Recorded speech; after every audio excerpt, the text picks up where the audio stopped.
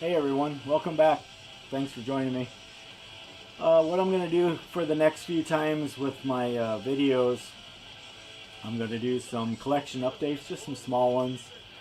What I want to do is try to get more comfortable with the camera, that type of thing. That way I'm not driving you guys crazy on stumbling over my words and all that kind of stuff that happens when you're new. So I appreciate everybody tuning in. I wanted to say thank you to everybody for all your great comments, your support, subscribing, and all that stuff that you've been doing. It's been great. Thank you very much. I appreciate it from the bottom of my heart. Really, really is humbling. So thank you very much. I appreciate it. And I would like you, if you could, after you watch this video, comment on how you like to see, collection updates. Do you like to see kind of short, little small reviews, or do you like more in-depth for each album? How many things do you like to see at a time, time length of videos, all that stuff? I'm new to all this, so I appreciate all the feedback I can get. I think I'm going to start out with just kind of smaller, like, I don't know, we'll do 6, 7, 8, 9 releases, something like that. I'm just going to give kind of a quick opinion of what I think, that kind of a deal. Let me know, it's probably going to change a lot from now, even a month from now, and etc. But I kind of want to just get your guys' feedback to see what you think about everything. So, with that said, we're listening to the great Poison Idea, Feel the Darkness. Huge, important album for me, for hardcore punk growing up. I love Poison Idea, just good shit. So that's what we're listening to. Check it out. Alright, to get started, I got some black metal for you. We got the new Warfare record. This is Romance with Violence. Came out this year on Profound Lore. Really cool packaging. Has nice embossed lettering and some little art on it and stuff like that. It's very cool. First couple listens of this, I was really surprised. I was like, damn, this thing is dramatic. It's just got a real cool way of using American folklore. In this instance, they're using kind of the Old West, the bloody history of it. That's kind of the premise for the record. Super cool.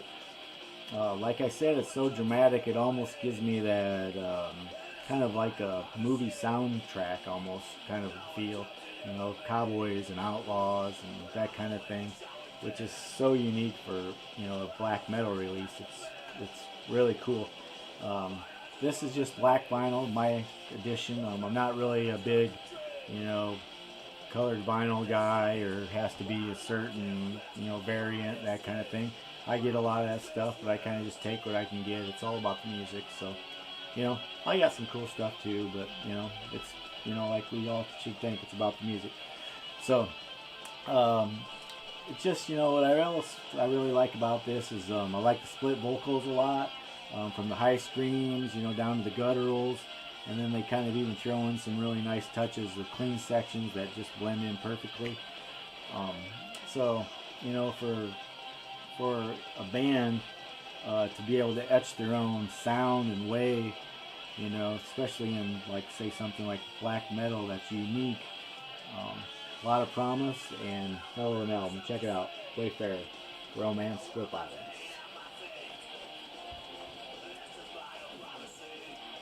Going back a few years, this release is by Warhorse. And Warhorse is a band from the early 90s, or mid 90s I should say. This is their only full-length album. It's called As Heaven Burns. It's put out by Southern Lord. Back in the mid 90s when they started, they put out a few demos. They did a couple of EPs. But this is the only full-length they ever did. It's just terrific, gloomy, dim doom with like big sprinkles of psychedelic, I would say. Even has some, some little folky bits in it to kind of give it a real well-rounded Death Doom material. Biggest thing about this record is just got some fucking colossal riffs. Fucking colossal. So if you're Death Doom merchant, check this shit out, man. Kick ass. Warhorse.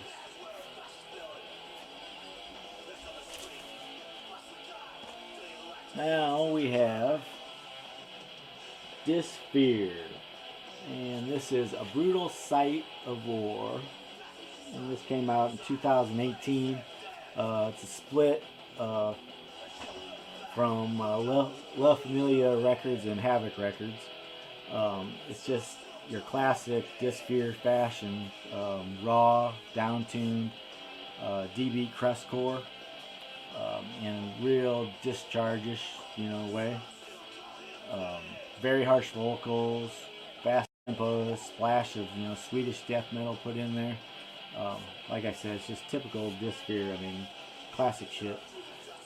Contains both their self-titled EP from '92 on this, and then of course has the 1993 EP, A Brutal Sight of War. It's just classic D-beat crust hardcore.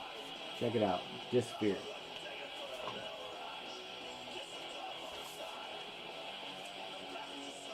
Now we got Vanik, and this is Vanik 3. This came out on Austenatized Records. Just super fun, cool, hardcore, just heavy metal speed. It has like real creepy inspired lyrics with some touches of eerie synths. It kind of sets the mood for like a cinematic horror movie or something, Halloweenish type stuff. Just great stuff. Really great musicianship. He's also the guitar player for Midnight, so you kind of hear a lot of similarities between the bands. This to me is a little more of a punk tinge on it, but it's just great, down to earth, heavy metal, straightforward, uncompromising hooks and choruses. Check it out, Vanik 3.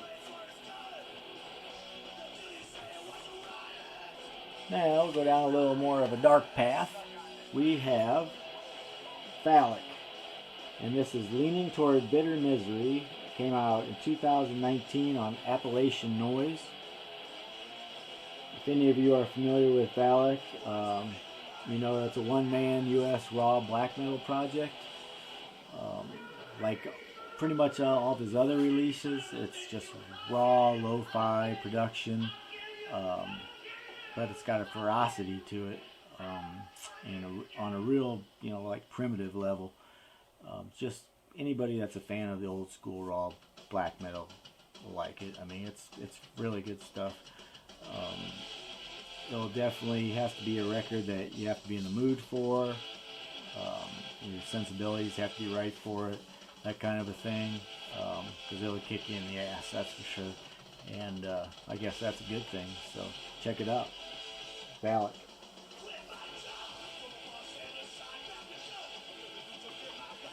Now, all the way from Colombia, we have Witch Trap, and this is Evil Strikes Again.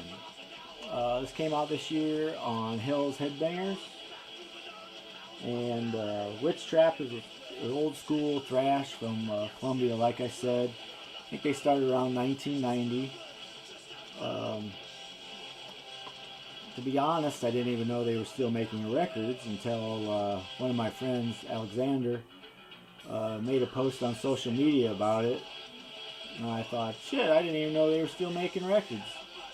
And so I ordered this and had to get it. It's just classic Witch Trap. This is their 5th record now, I believe, if my memory serves me correct. This does have a variant on this. This kind of your yellow, orange, greenish tinge to it. It's just got a lot of real kind of German black thrash influence, like a lot of their stuff, kind of in the Destruction vein. It's just straightforward, old school, black thrash, and it's uncompromising. I mean, just check it out. Great band. Witch Trap. Alright, this next release I have is a band that's been super anticipated, and it doesn't disappoint. I'm not going to really say a lot about this record because it's been talked about a lot in the last couple months. And this is Undeath, Season or Lessons of a Different Kind. Sorry about that. And this was put out on Prosthetic. The guitar work on this thing to me is like super catchy, which probably sounds weird, but I think if you listen to it, you'll know what I mean. Also has some even underlining grooves to it. It's a definite must for any death metal fan. Just killer, kick-ass album. Check it out, Undeath.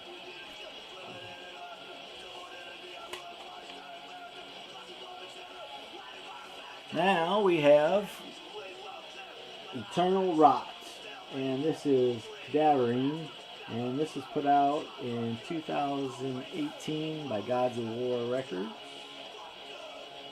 I already had this on CD, but definitely had to get it on vinyl. I'm a big fan of Eternal Rot's, sludgy death metal style. Just great shit.